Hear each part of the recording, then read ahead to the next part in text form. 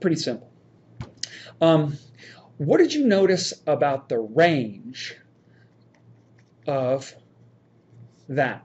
Remember, we know that this guy only spits out values between negative pi halves and pi halves, right?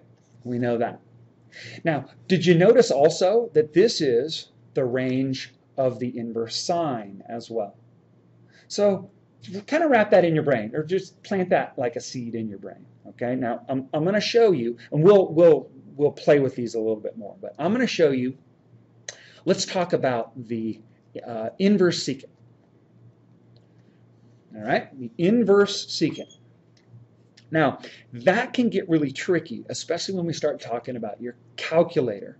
Because what does this really say? This really says that the secant of y equals x, doesn't it? True? But this still is the inverse of the secant, which implies this. Now, think with me for just a sec.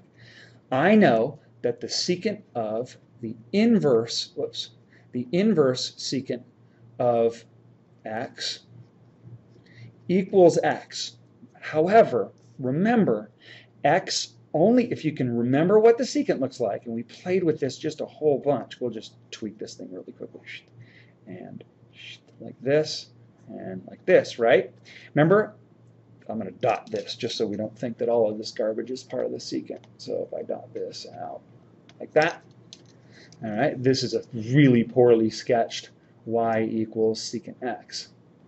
Now remember, secant only spits out values from negative infinity to negative 1. This guy's range is from negative infinity to negative 1, union 1 to infinity, right? Which means that this can only be true if x is between, so now this is where, let's write it easier, from negative infinity to negative 1. Every now and then it's easier just to use interval notation. And then from 1 to infinity. Okay? Similarly, now let's think about this. This is where it gets a little bit tricky. However, it's really quite simple, by the way. I know that the inverse secant of the secant of x equals x. But this time, it's true only from 0 to pi. Now, the easiest way to wrap your brain around this, ladies and gentlemen, it's very simple, because secant comes from cosine. And remember, if I look over here, inverse cosine has the range from 0 to pi, right? And inverse secant has the range from 0 to pi. Okay? Let's not get too absolutely crazy about all of this, okay? Because we're not going to see a bunch of it, but that's true. Same thing. If I go, let's see, cosecant of the inverse cosecant of x. Now this guy's going to equal x. Now remember, cosecant had the same sort of deal as secant. Remember back in chapter 6.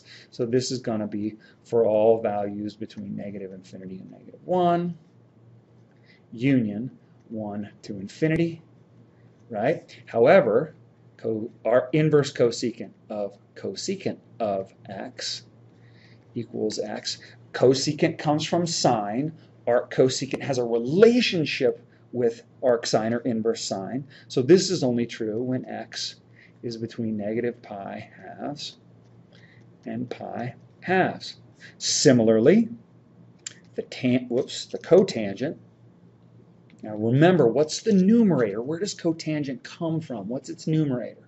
Well, the tangent comes from sine over cos. All right, and that numerator seems to be really the driving force. So if I go the cotan of the inverse cotan, the inverse cotan of x. Now remember, cotan looks a whole lot like tangent, and its domain is all reals, right? Excuse me. So this is true. Cotan's going to spit out values for all real numbers. So this is x between negative infinity and infinity. And then if I go the inverse cotan of the cotan of x equals x, and this is going to be true. Remember, cotan Think about that. It really comes from cosine. It's cotan's numerator is cosine, just like tangent's numerator is sine, and therefore its range is from 0 to pi. From 0 to pi. And we can graph these on the calculator, which is going to be pretty instructive. Let's take a look at that really quickly. Okay, so watch this. Let's go onto our calculator and graph these things. Now, we instantly run into problems, don't we? Look at your calculator. Look close. I'm going to make this thing big. There's no inverse secant or inverse cos. So let's go back here. Let's stumble back onto our page and see if we can solve that problem. Now let's think about this. Because I'm going to try and graph, we're going to try and graph y equals the inverse secant of x. That's what we're going to try and do. All right, now think for just a sec. Well, doesn't that imply that the secant of y equals x? True? Which implies that 1 over the cosine of y equals x. True? I'm just doing algebra. It's just sleight of hand, isn't it? Okay? Okay, so doesn't that imply that, how am I going to do this? This is going to be interesting. Well, isn't this just the cosine of y equals 1 over x? True. So that implies that y equals the inverse cosine of 1 over x. Wait a sec. That's crazy. What did you just do, Ripley? This is absurd. Well, look close. I just used my inverse property to get me here, right? To undo inverse secant. Then I use the property that I know that secant's 1 over cos, right? That got me here. And then all I did was take the reciprocal of both sides, which I'm allowed to do, right? I know that if A over B equals C over D, then I can just as easily write this as B A-th equals D C-th. I could just cross multiply if I had to. Wow, that's something else. So when I go to graph this thing, since all of these are theoretically the same thing, I'm going to graph this guy, and I'm going to see what it looks like. So, I'm so excited.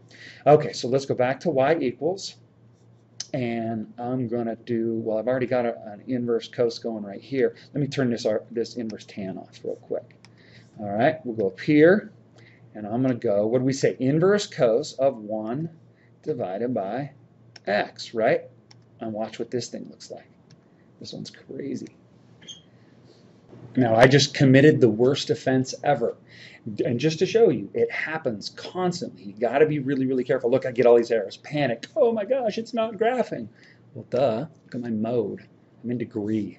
I need to be in radians, because my degrees are going to get out of hand. Keep everything in radians, right? All right, now let's graph it and see what happens. Look at that. You can already see it down here. Isn't that crazy? Now, that comes from stealing those one-to-one portions of inverse, or the one-to-one portions of cosine. All right, now watch this. Let's turn that. Let's turn this guy on, and then turn this guy off. All right, and then well, I guess I need to come up here and turn this into 1 over x, don't I? So I'm going to go 1 divided by x, and watch it down here.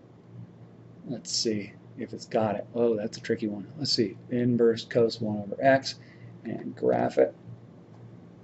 And look at this one. Whoa! Look at that. That comes from grabbing. Now, this error part scares me, but it makes sense, because between -1 and 1, this thing doesn't have any idea. I mean, if I wanted to go to the table, now watch, here's the table, but look, I can get out of my own way here. So if I get away, oh, I need to change my table set, don't I? If I go second table set, and instead, whoops, second table set, and instead of that, let's just go, let's change my delta table to 1. Now I'm going to have to remember that down the road, or it's going to drive me crazy. Now let's go to second table and watch what happens. See, now I start getting values as soon as I get above 1, and look at this, below -1. See that? See, once I'm below -1, I start getting values. And that comes from stealing the 1-1 portion of cosecant. Okay, hope that was helpful. We'll play with those a bunch more in class tomorrow. and you'll play with them a little bit on your homework as well. All right? Have a really good day, and thanks for your time and attention. Bye-bye.